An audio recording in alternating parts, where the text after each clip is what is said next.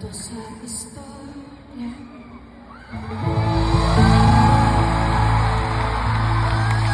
Everyone make some noise! Asian Songbird! Miss Regine! Velasquez! Ang cousin! Thank you so much! Can I just say something? You know, I have performed many times here in this arena.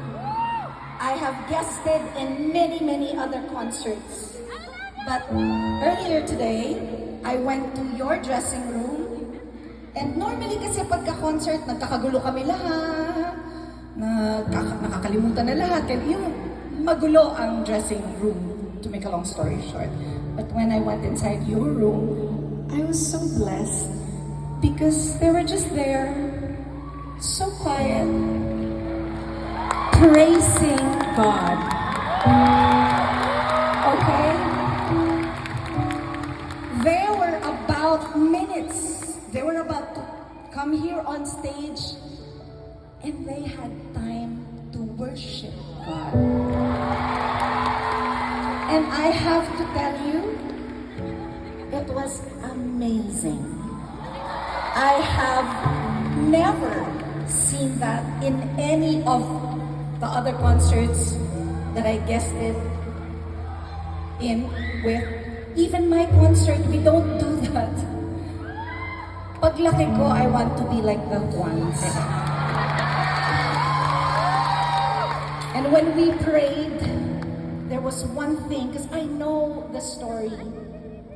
I know that story, but there was one. You said something that stayed with me. And I want to say thank you for that. He said, when you align yourself to the Juan, get it? Anything is possible. Congratulations, boys.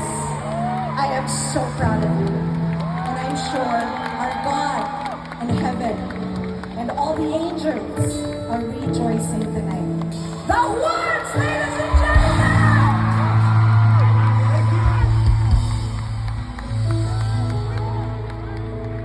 Once again, can we make some noise? Miss Regine Velasquez, Algasin. Wow. Palakpakan naman natin. Pwede ba natin tagalan? Mga 30 minutes.